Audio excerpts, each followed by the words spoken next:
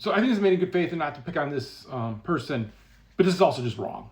It is. It's been a great year for games this year.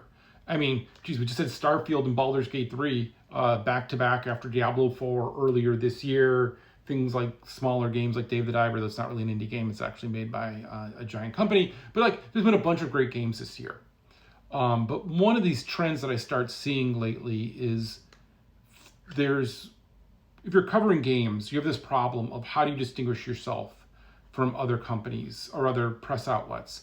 And the problem is you now filter. Rarely do I think people just go to like PC Gamer. Go to PC Gamer though, it's great.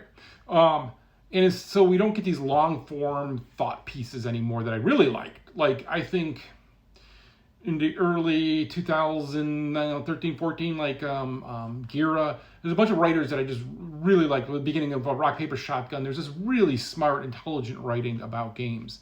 And there's just no money in that anymore.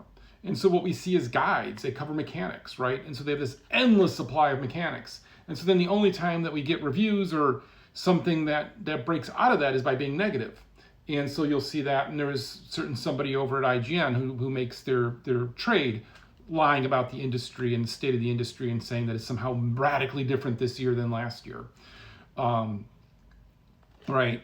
So that's how they can make their money, is by saying that. But if you look at the industry as a whole and look at this year, there's been a bunch of amazing, great games. And in fact, I think what we're seeing this year is some of what got delayed out of last year because of the pandemic. Because the pandemic and making everyone work remotely had impact on the industry, right? And so I just disagree with this point 100%. I think you have to go back to disappointing release would be Redfall.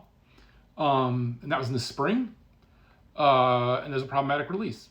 But that's the big one you can look at. The other ones have all found something, even if they're not for you. Like Starfield's not for me, but I can appreciate that people are really digging it and having fun with it, right? So I just disagree with this point 100%.